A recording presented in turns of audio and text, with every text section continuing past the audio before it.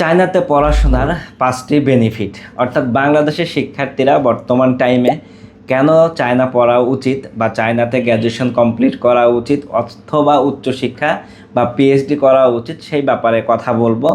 তোমরা জানো ইতিমধ্যেই বাংলাদেশের টপ যে বিশ্ববিদ্যালয়গুলো রয়েছে এইগুলো থেকে খরচ কিন্তু অনেক বেশি। এই টাকাতেই কিন্তু চায়নাতে গ্র্যাজুয়েশন কমপ্লিট করতে পারবা।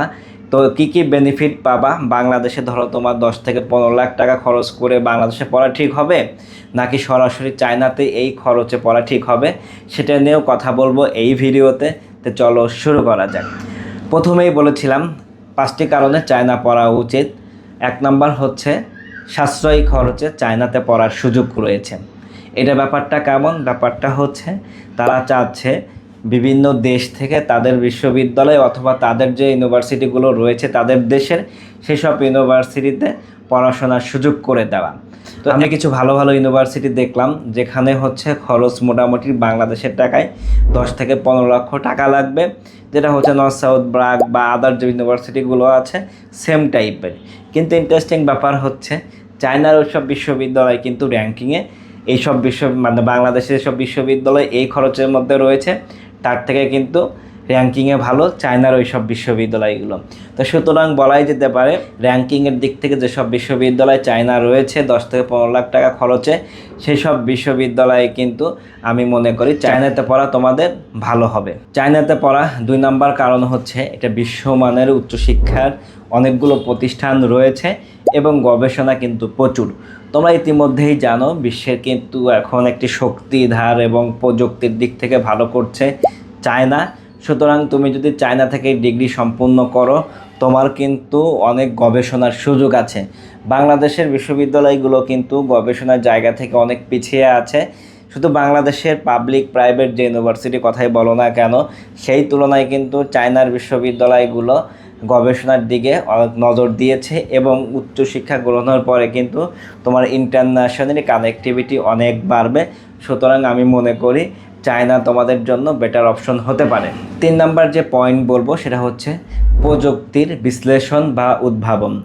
অর্থাৎ চায়নাতে যে প্রোগ্রামগুলো পড়াশোনা হয় বেসিক্যালি হচ্ছে তুমি যদি এআই বা সিএসসি অথবা মেডিকেল অথবা বিজনেস, এই প্রোগ্রামগুলোর ভ্যালু অনেক বেশি এবং বহির্বিশ্বের সাথে কিন্তু এই প্রোগ্রামগুলোর কানেক্টিভিটি অনেক ভালো এবং বাংলাদেশের শিক্ষার্থীর জন্য আরও ভালো। সেটা হচ্ছে তোমরা ইতিমধ্যেই জানো বাংলাদেশে কিন্তু অনেক বড় বড় প্রকল্প প্রজেক্ট রয়েছে যেখানে চায়নারা যারা আসে তারা কিন্তু ইংলিশ খুব একটা বেশি পারে না।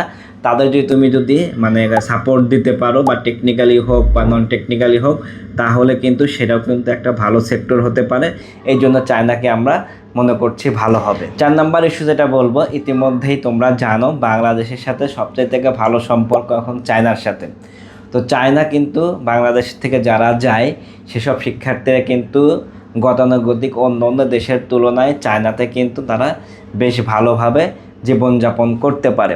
কারণ হচ্ছে দেশের সাথে দেশের যখন একটা ভালো সম্পর্ক হবে তখন কিন্তু সকল সুযোগ সুবিধা কিন্তু কূটনৈতিক যে সম্পর্ক সেটার জন্যও কিন্তু তোমরা পেয়ে যাবা। রিসেন্টলি আমরা দেখলাম জনাব তারেক রহমান সাহেব কিন্তু গিয়ে চায়নার বিভিন্ন সেক্টরে তারা কথা বলার চেষ্টা করেছে। আশা করি শিক্ষা খাতেও অনেক বড় একটা পরিবর্তন আসবে। তো বলাই যেতে পারে বাংলাদেশের শিক্ষার্থীদের জন্য চায়না পড়াশোনা অনেক পজিটিভ দিক হবে আমি মনে করি।